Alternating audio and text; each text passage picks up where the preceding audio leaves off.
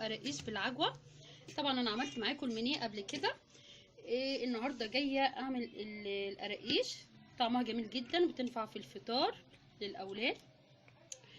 انا هنا يا جماعه معايا عجوه. العجوه دي كانت عندي فتره في التلاجة فنشفت مني. انا للاسف ما صورتهاش معاكم الطريقه دي، بس ان شاء الله في مره تاني هصورها معاكم. فحطيتها على النار معاهم كوبايه من الميه و4 معالق من السمنه، فبقت سايحه زي ما انتم شايفين بالطريقه دي. شايفين؟ يعني مش هحتاج ان انا افردها بالنشابه ولا حاجه خالص، هتتفرد معايا بكل سهوله. فمش شرط ان انت تجيبي عجوه جاهزه، لو عندك عجوه ناشفه في التلاجة هتعمليها زي ما انا بقولك بالطريقه دي، هتبقى جميله قوي. خلاص، حابه تحطي معاها سمسم هتبقى طعمها جميل كمان، بس انا ما عنديش سمسم حاليا. ومعايا هنا كوبايه اسفه يا جماعه، كيلو ونص من السمنه عشان انا هعمل قراقيش. ومعايا حوالي 4 معالق من اللبن البودر. طبعا ده اختياري يا جماعه، حابه تحطي ماشي، مش حابه عادي جدا. انا بعمله بالميه بيبقى جميل جدا، فانا هحط معايا لبن بودره. وهنا حوالي معلقتين كبار من الخميره كبيره، وهنا شويه ملح، ومعايا معلقتين من السكر. وهنا حوالي 4 كيلو دقيق. دول 4 كيلو دقيق ليهم كيلو ونص من السمنه علشان خاطر تبقى قراقيش. انا مش هعمله ناعم، انا هعمله قراقيش. خلاص، اول حاجه هحط الخميره. هنا معايا ميه، هحط الخميره في الميه بالطريقه دي، وهحط اللبن البودره برضو زي ما قلت لكم. حابه تحطي ماشي، مش حابه هو بيديها طعم، بصراحه بيديها طعم جميل جدا زي كأنك عاملاها باللبن. هما هحط معلقتين السكر برضو وهدوبهم كويس قوي، وهسيبها الخميره تختمر عشان اختبر الخميره يا جماعه، اشوفها كويسه ولا لا، بدل ما ابوظ العجين كله. خلاص، وهنا بقى هحط الملح كده على الدقيق، وهستنى بس الخميره تتفاعل شويه واشوفها كويسه ولا لا، وابدا اعجن. بس احنا في الشتاء دلوقتي يا جماعه هنعجن بميه سخنه. خلاص، بس مش سخنه قوي عشان عجينه الخميره ما تعملش مننا. خلاص، دلوقتي يا جماعه الخميره اهي ما شاء الله، شايفين علت ازاي من الشفشف كده. اختبرناها خلاص وعرفنا ان هي كويسه. هبدا بقى احطها على الدقيق اهو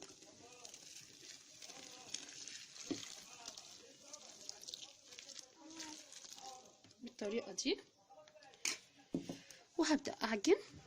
وهنزود ميه طبعا، مش هتقضي دول.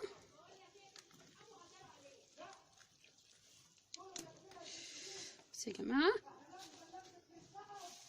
هنبدا نزود ميه سخنه، بس مش سخنه للدرجه يا دوبك ايديكي بصوا تبقى سهله على الايدين. خلاص، هبدا اكب.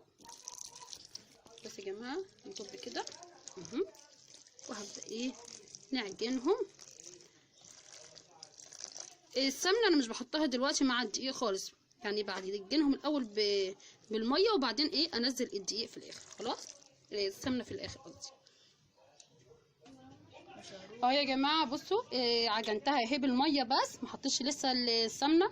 بصوا تبقى ماسكه نفسها، بصوا ما تبقاش طريه قوي، لان لسه لما تخمر بتطرى اكتر، فعلشان خاطر نعرف نفردها ونعرف نحشيها. خلاص، هبدا احط بقى السمنه دلوقتي اهو كده. السمنه انا مسخناها يا جماعه خلاص، علشان خاطر بحبها تبقى عامله زي الكحك كده. السمنه سخنه، ما احبش احطها بارده، يا دوبك بس اسيحها كده وتبقى تقدري تحطي ايدك بس فيها اهو. هنبدا بقى ندخل السمنه في قلب العجينه بالطريقه دي وارجع لكم اهو. يا جماعه دخلت كل السمنه في قلب العجينه هنا، وافضل اقلب كده في العجينه. بصوا اهو عشان ادخل بالطريقه دي لحد ما تبقى معايا عجينه طريقه حلوه خالص اهي. شايفين ملكتها كلها اهي السمنه كلها فيها. بصوا بقت جميله خالص اهي، لا طريه قوي ولا ناشفه قوي، علشان خاطر لسه لما تخمر هتطرى معانا تاني. خلاص هسيبها بقى تختمر شويه. بس يا جماعه العجينه اهي اختمرت، شايفين ما شاء الله عليها عليت اهي. بصوا بتكون زي كده يا جماعه. بصوا لا طريه قوي ولا جامده قوي، علشان اعرف ايه افردها تبقى معايا كويسه. خلاص هبدا افردها. انا دلوقتي جبت اهو معايا سمسم، خليت يوسف راح جاب لي. هبدا احط بقى ايه على العجوه عشان تبقى طعمها جميل، وهخلي شويه عشان احط ايه من فوق. العجوه يا جماعه لو نشفت عندك زي ما اقولك خساره، بدل ما تترمي اعمليها كده كوبايه ميه وعلى النار وتسيبيهم يغلوا مع بعض و4 معالق سمنه، هتبقى طعمها جميل جدا بجد. هتنفع ايه عجوه، وهتبقى بصوا يعني مفروده، مش هتحتاج مني ان انا افردها بالنشابه. خلاص هبدا افرد بقى ايه العجينه. يا جماعه هجيب قطعه كده وهبدا ايه افردها بايدي، ادهنها كده بالسمنه وابدا ايه بالنشابه وافردها.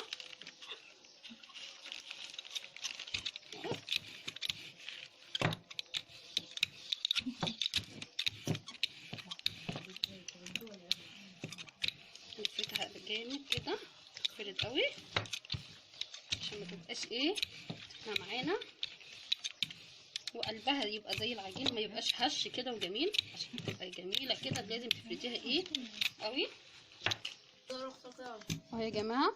خلاص كده انا فردتها اهو جامد، لازم تفرديها جامد عشان ايه متبقاش ايه تخينه. بصوا اهو يا دوبك تبقى رقيقه كده. هسويها بالطريقه دي.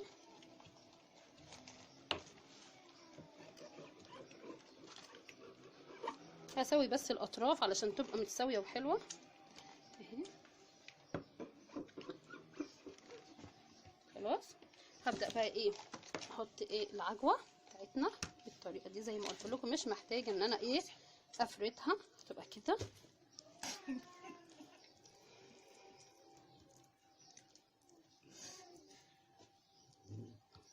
هفردها كلها يا جماعه. خلاص كده.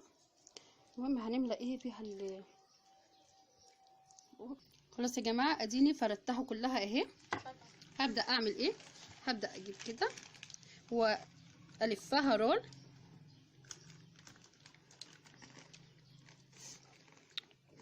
بالطريقه دي يا جماعه اهو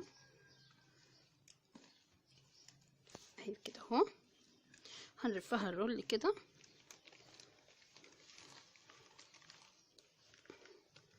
اهي بالطريقه دي، وهنبدا بقى ايه نقطع كده.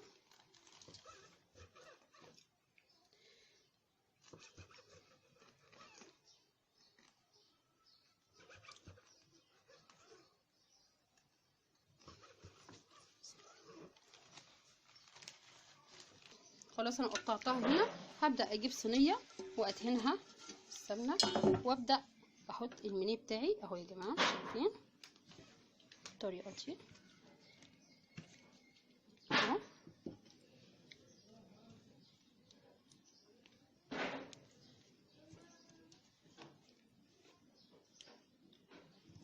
بس ما نكترش العجوه يا جماعه، انا كترت العجوه فبصوا طالع منها، ما نكترهاش اهي.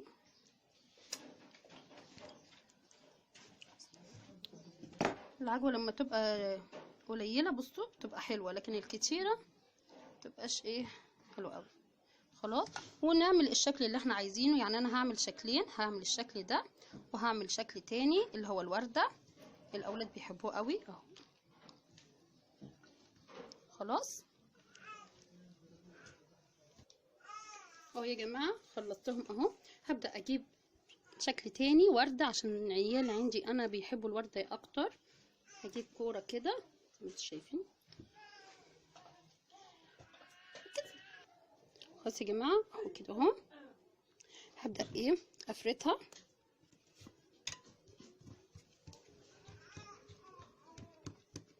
اهو بالطريقه دي، ونحط شويه من العجوه، مكترش زي ما قلت لكم. لما بتكتر بيطلع العجوه من بره وبتبقى مش حلوه قوي. خلاص هنقفلها كده ماشي. هبدا ايه ابططها كده تاني.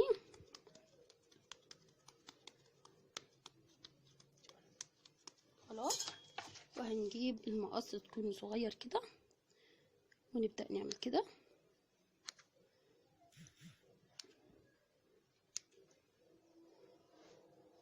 خلاص هنجيب بقى ايه كده اهو، نعملها ايه نظام ورده.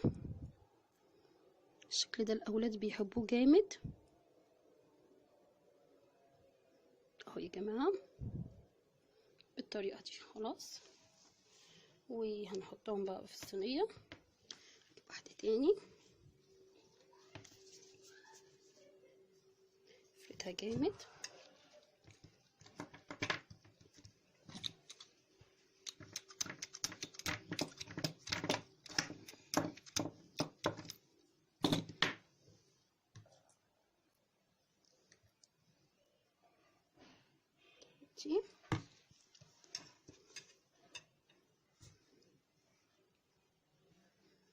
نقفلها جامد عشان ايه ما يطلعش، ونعملها كده اهي. وهنبدأ بقى ايه نبططها جامد كده.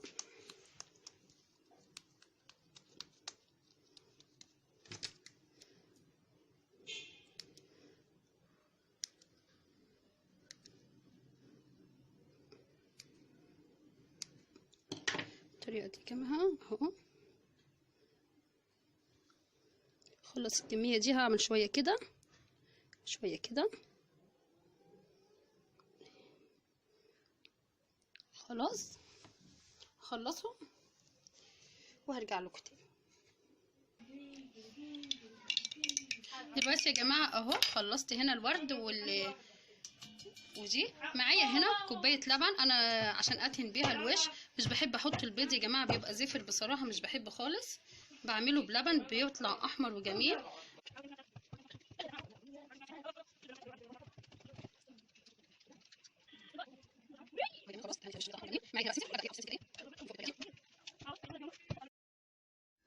هبدأ اجيب الوش كده وهدهنه باللبن كله علشان خاطر يحمر معانا ويبقى الوش جميل جدا. وهجيب السمسم وهحط من فوق كده علشان يبقى زي الجاهز بالظبط. والصينية التانية برضو نفس الحكاية، هدهنها باللبن وهنحط السمسم من فوق.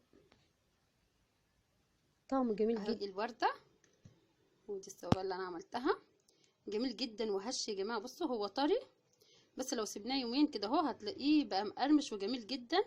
ناكله مع الشاي بيبقى طعمه جميل جدا بجد، حلو قوي. يا رب يعجبكم. متنسوش بقى تعملوا لي لايك واشتراك في القناه. بصوا منظره بيبقى ازاي، بصوا هش كده. يا رب الفيديو يعجبكم. متنسوش تعملوا لي لايك واشتراك في القناه. يلا حبايب قلبي، السلام عليكم ورحمه الله وبركاته.